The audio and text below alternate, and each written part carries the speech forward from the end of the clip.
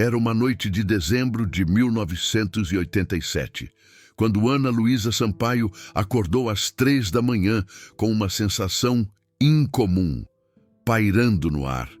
Seu quarto estava imerso em sombras, mas ela sentia uma presença. Não era medo, era paz, uma paz tão profunda que a imobilizou, respirando lentamente, tentando compreender o que estava acontecendo. Então ela sentiu um leve toque em seu ombro, como se uma mão repousasse ali por um breve instante. Ana Luísa se virou. O quarto estava vazio, mas no ar, inconfundível, pairava o aroma da água de colônia alfazema, a fragrância que seu pai usava diariamente por 40 anos. O mesmo pai que havia partido 6 meses antes, após uma longa e dolorosa batalha contra o câncer. Ela não compartilhou com ninguém. Guardou aquele momento em segredo por anos, receosa de ser julgada como louca. Até que se deparou com um artigo sobre um pesquisador chamado Raymond Moody, um homem que dedicou décadas a documentar precisamente esse tipo de experiência. O que Ana Luísa Sampaio vivenciou naquela noite não era uma alucinação. Não era fruto da imaginação de uma mulher enlutada. Era algo que milhões de pessoas experimentam ao redor do mundo. Algo que a ciência está finalmente começando a levar a sério. Comunicação após a morte. Sejam bem-vindos a mais uma investigação sobre os mistérios aos quais Raymond Moody consagrou sua vida. Antes de prosseguirmos, um pequeno pedido. Este canal depende de pessoas como você para continuar trazendo estas pesquisas. Se você ainda não se inscreveu, clique no botão agora mesmo e, se possível, ative o sininho. Cada novo inscrito nos ajuda a alcançar mais pessoas em busca de respostas. Dito isso, vamos ao que realmente importa. Raymond Moody é reconhecido mundialmente por suas pesquisas sobre experiências de quase-morte. Ele próprio cunhou o termo em 1975. Mas poucos sabem que, ao longo de 5 décadas de trabalho, Moody também investigou outro fenômeno igualmente fascinante: os sinais que os falecidos parecem enviar aos vivos. Não estamos falando de sessões espíritas ou médiums. Estamos falando de experiências espontâneas, não solicitadas, que acontecem com pessoas comuns, em momentos banais. Experiências tão prevalentes que, segundo estudos da Universidade de Virgínia, entre 31% e 82% das pessoas em luto relatam ter vivido algo semelhante. Pedro e Sofia Albuquerque, pesquisadores que entrevistaram mais de 2.000 pessoas sobre o tema, estimam que pelo menos 60 milhões de americanos, cerca de 20% da população, já tiveram algum tipo de comunicação após a morte. 60 milhões de pessoas. Se fosse uma nação, seria maior que a Espanha, maior que a Argentina. Um país inteiro de pessoas que afirmam ter recebido sinais de entes queridos que já partiram. E, no entanto, quase ninguém fala sobre isso. Por vergonha, por medo de não ser levado a sério. Pelo mesmo medo que Ana Luísa Sampaio sentiu naquela noite de dezembro, Raymond Moody mudou isso. Em seus livros Reencontros e Visões da Eternidade, ele documentou padrões, repetições, sinais que aparecem com tanta frequência que não podem ser descartados como mera coincidência. Hoje, vamos explorar os 5 sinais mais comuns, os 5 tipos de comunicação que aparecem repetidamente nos relatos. Os 5 padrões que Moody e outros pesquisadores identificaram ao longo de décadas de investigação. Se você já vivenciou algo assim, vai se reconhecer. Se nunca vivenciou, vai entender por que milhões de pessoas afirmam que seus entes queridos ainda estão presentes, de alguma forma. em algum lugar. O primeiro sinal, e de longe o mais comum, são os sonhos de visitação. Não estamos falando de sonhos corriqueiros. Não estamos falando de sonhar com alguém que você perdeu porque sente saudade. Os sonhos de visitação têm características muito específicas, que os distinguem de sonhos comuns. Dr. Marcelo Cunha, neurocientista da Universidade de Boston, estudou esse fenômeno exaustivamente. Ele descobriu que sonhos de visitação compartilham elementos que raramente aparecem em sonhos normais. Primeiro, a clareza. Enquanto sonhos comuns são frequentemente confusos, fragmentados, repletos de elementos surreais, os sonhos de visitação são descritos como extraordinariamente vívidos, mais reais do que a própria realidade. Nas palavras de muitos experienciadores, segundo, a presença. A pessoa falecida não aparece como uma mera lembrança ou uma imagem. Ela está presente, consciente, interagindo. Muitos relatam que o falecido parece mais jovem, mais saudável, mais luminoso do que era em vida. Terceiro, a comunicação. Em muitos casos, há uma mensagem, às vezes verbal, às vezes telepática. Frequentemente a mensagem é simples: estou bem, não se preocupe, eu te amo. Mas a clareza e a intensidade emocional são avassaladoras. Quarto, a sensação ao acordar. Após um sonho comum, você acorda e gradualmente percebe que era apenas um sonho. Após um sonho de visitação, você acorda com a certeza absoluta de que algo real aconteceu. A sensação de paz, de completude, permanece por horas, às vezes por dias. Beatriz Fonseca, uma das participantes do estudo de Albuquerque, descreveu sua experiência assim: minha mãe apareceu no meu quarto. Eu sei que era um sonho, mas, ao mesmo tempo, não era. Ela estava radiante. Jovem como nas fotos antigas, ela se sentou na beira da minha cama e disse apenas uma frase: filha, eu nunca fui tão feliz. Acordei chorando, mas eram lágrimas de alívio. Eu sabia que ela estava em paz. Raymond Moody documentou centenas de relatos semelhantes. E o mais fascinante é que esses sonhos frequentemente trazem informações que o sonhador não poderia saber. Em um caso notável, uma mulher sonhou com seu pai falecido que lhe disse onde encontrar um documento importante que a família procurava há meses. O documento estava exatamente onde o pai indicou no sonho, em uma gaveta que ninguém havia pensado em verificar. Coincidência? Talvez. Mas quando padrões assim se repetem em milhares de casos documentados, a palavra coincidência começa a parecer insuficiente. O segundo sinal são os distúrbios elétricos. Este é possivelmente o mais intrigante do ponto de vista científico e também o mais difícil de explicar. Luzes que piscam sem razão aparente, televisões que ligam sozinhas, telefones que tocam mostrando o número do falecido, relógios que param exatamente na hora da morte, aparelhos eletrônicos que funcionam de maneiras inexplicáveis. Se você nunca experimentou isso, provavelmente está cético. Se já experimentou, sabe exatamente do que estou falando. A teoria por trás desse fenômeno é interessante. Alguns pesquisadores sugerem que a consciência desencarnada pode interagir com campos eletromagnéticos de maneiras que ainda não compreendemos.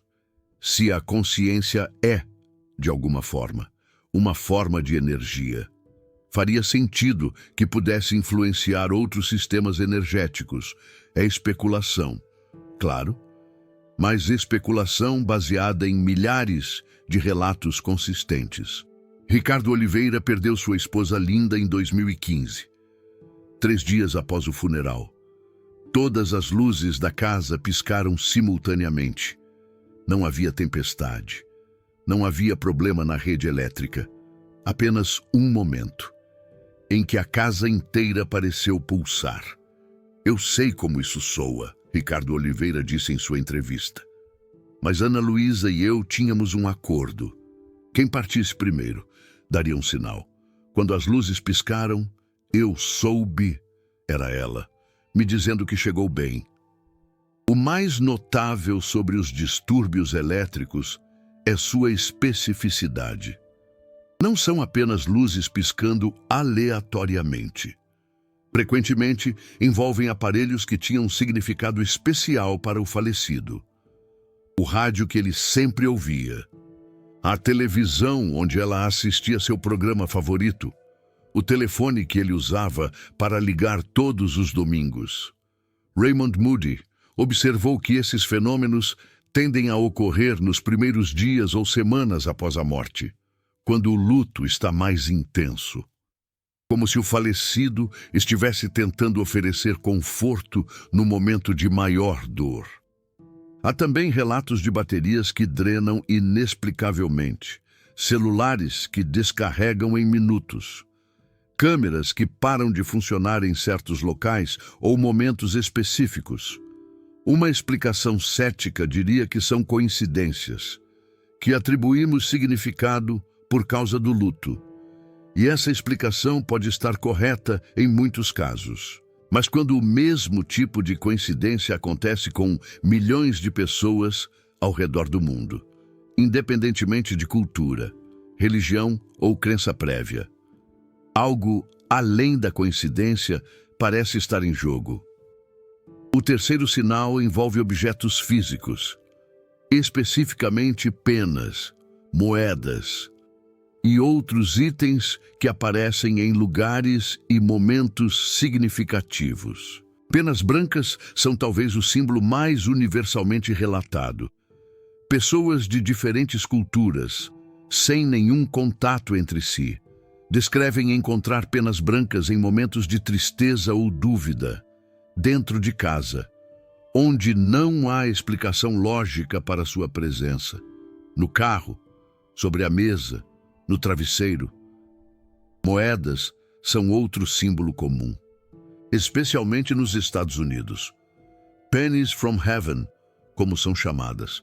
Moedas que aparecem repetidamente em locais impossíveis, sempre viradas para cima, frequentemente em datas significativas, aniversários, datas de casamento, datas de falecimento.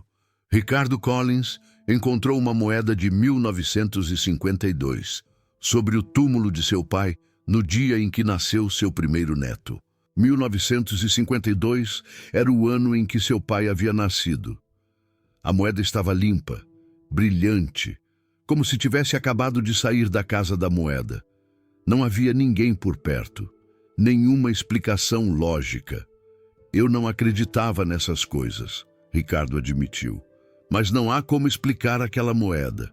Meu pai nunca conheceu meu neto em vida, mas de alguma forma, eu sei que ele estava lá naquele dia. Outros objetos relatados incluem borboletas que pousam repetidamente sobre a mesma pessoa. Pássaros que aparecem em janelas em momentos específicos. Flores que desabrocham fora de época. Objetos que se movem de lugar sem explicação. O padrão aqui não é o objeto em si, mas o timing, o contexto, o significado que emerge quando você conecta os pontos. Um cético diria que estamos projetando significado em eventos aleatórios. E certamente há casos em que isso é verdade. O viés de confirmação é real. Quando procuramos sinais, tendemos a encontrá-los. Mas os pesquisadores notaram algo interessante. Muitas pessoas que relatam esses sinais não estavam procurando por eles. Não acreditavam em vida após a morte. Não esperavam comunicação. O sinal veio primeiro. A interpretação veio depois. O quarto sinal são os aromas familiares. Este é particularmente emocional, porque o olfato é o sentido mais diretamente conectado à memória. O bulbo olfativo tem conexões diretas com a amígdala e o hipocampo, as regiões cerebrais responsáveis por emoções e memórias. E é por isso que um cheiro pode transportá-lo instantaneamente para outro tempo. O perfume da sua avó, a água de colônia alfazema do seu avô, o aroma da comida que sua mãe fazia. Esses cheiros carregam décadas de memória em uma única inalação. E é exatamente esse tipo de experiência que milhares de pessoas relatam após a perda de um ente querido. Beatriz Mitchell estava fazendo compras em um supermercado, quando foi envolvida pelo aroma de jasmim. O mesmo jasmim que sua mãe cultivava no jardim durante toda a sua infância. Não havia flores por perto, nenhum produto perfumado nas prateleiras daquela seção. Apenas o aroma, puro e inconfundível. Eu parei no meio do corredor e comecei a chorar, Beatriz relata. Minha mãe havia falecido 2 semanas antes, e naquele momento, no lugar mais improvável do mundo, eu senti que ela estava comigo. Os céticos apontariam para a memória olfativa e a tendência do cérebro de criar sensações familiares em momentos de estresse emocional. E é uma explicação válida. O cérebro é capaz de gerar experiências sensoriais completas, especialmente sob estresse ou luto, mas há casos que desafiam essa explicação.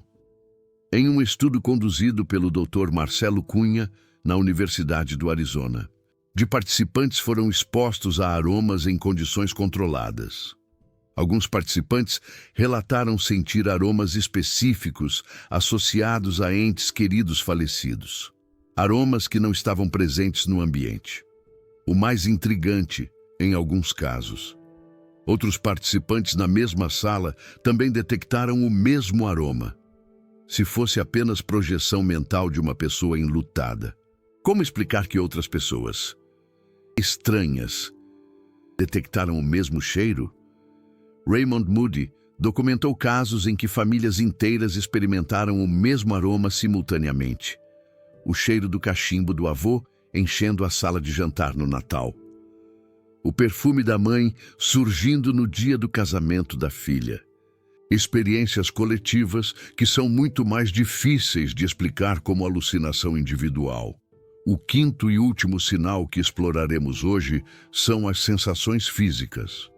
Este é talvez o mais íntimo e pessoal de todos os sinais. A sensação de uma presença. O sentimento de que alguém está ali, mesmo quando você não pode ver ninguém. Um toque leve no ombro. Uma mão que segura a sua por um momento. Um abraço invisível. Pedro e Sofia Albuquerque descobriram que sentir a presença de um falecido é a experiência mais comumente relatada. Mais comum até que os sonhos de visitação. Uma sensação tão real e tão convincente que as pessoas frequentemente olham ao redor, esperando ver alguém. Lucas Chen estava sentado no escritório de sua esposa, 3 meses após a morte dela, tentando organizar seus pertences. Era uma tarefa que ele havia adiado por semanas, incapaz de enfrentar a dor. Naquele dia, finalmente reuniu coragem. Enquanto segurava um dos livros favoritos dela, sentiu algo. Uma pressão leve em seu ombro direito.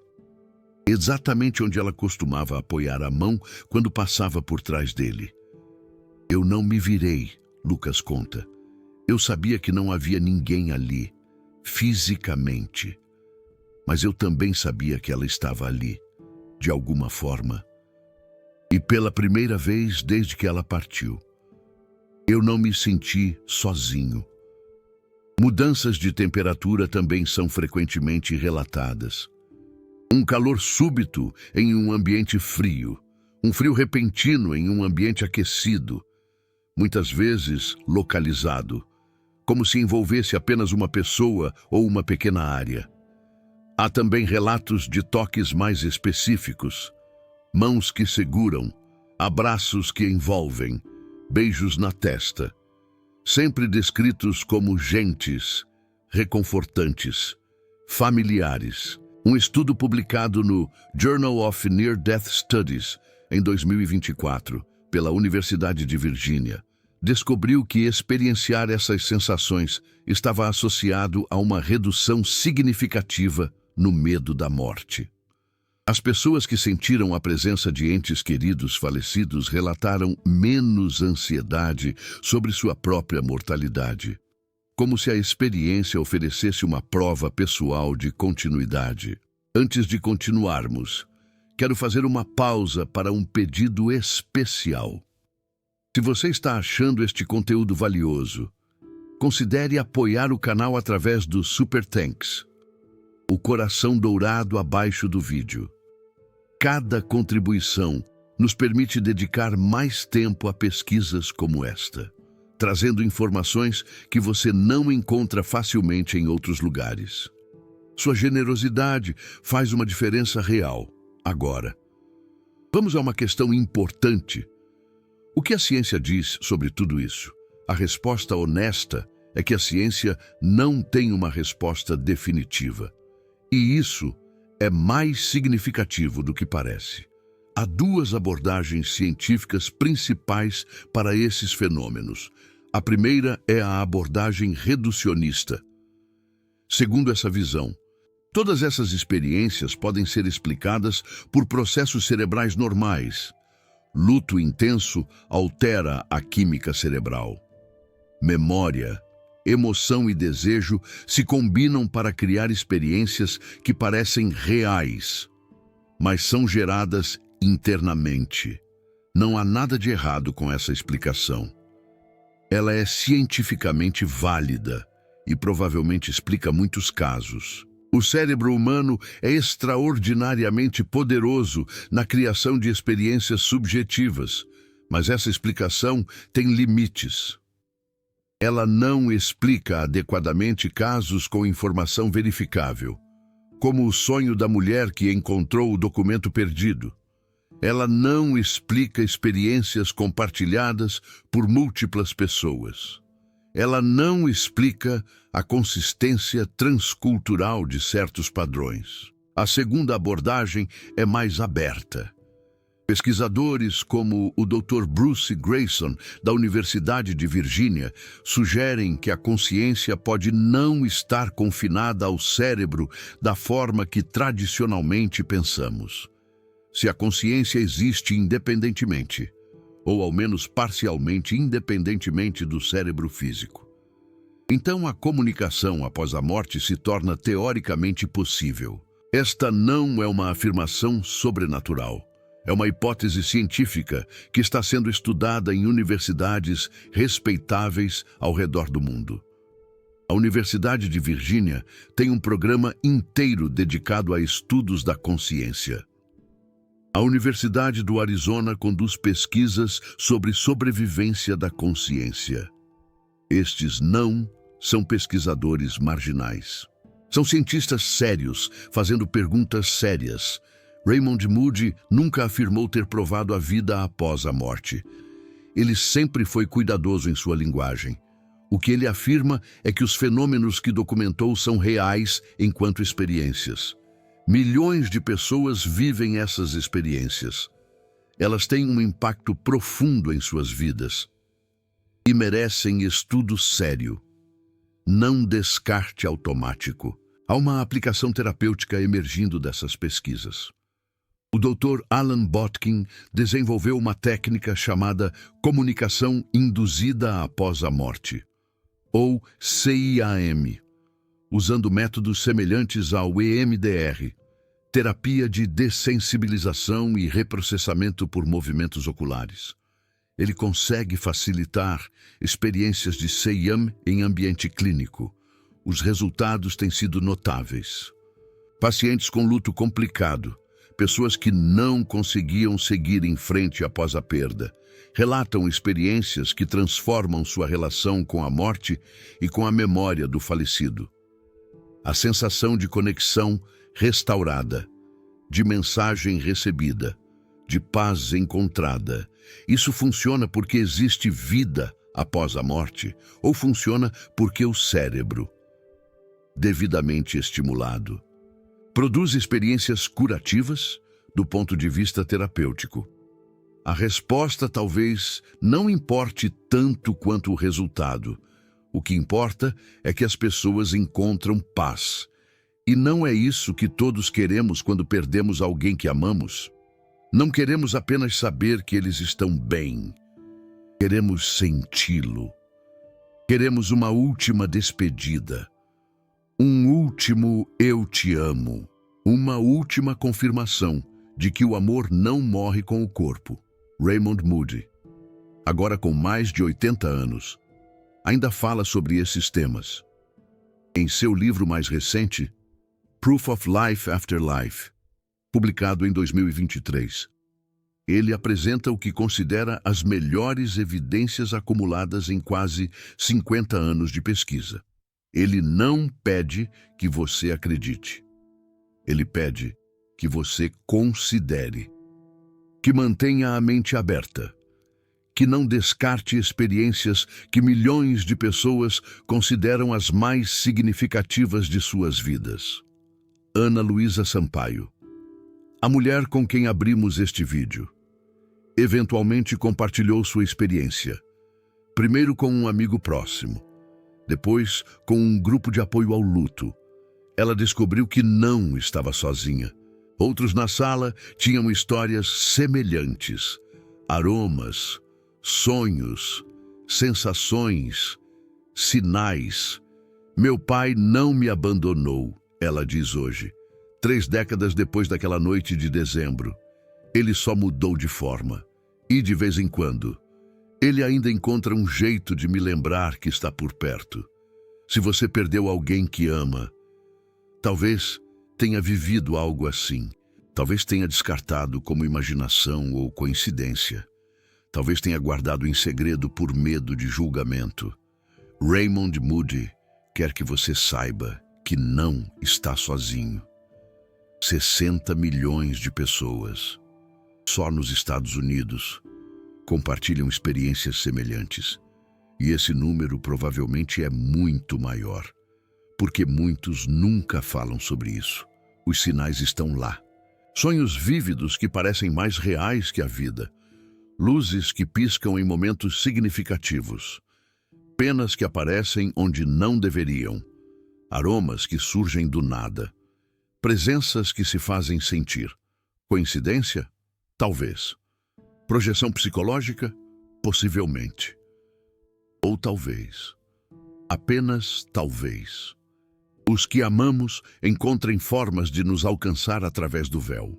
A ciência ainda não tem a resposta final, mas milhões de corações têm sua própria certeza e, às vezes, no silêncio da noite, quando a saudade aperta, essa certeza é tudo o que precisamos. Se este vídeo tocou você de alguma forma, compartilhe com alguém que perdeu um ente querido. Às vezes, saber que outros viveram experiências semelhantes pode ser profundamente reconfortante. Não se esqueça de se inscrever no canal e ativar as notificações. Temos muito mais a explorar sobre os mistérios da consciência e da vida após a morte. Até o próximo vídeo. E lembre-se, o amor é a única coisa que permanece.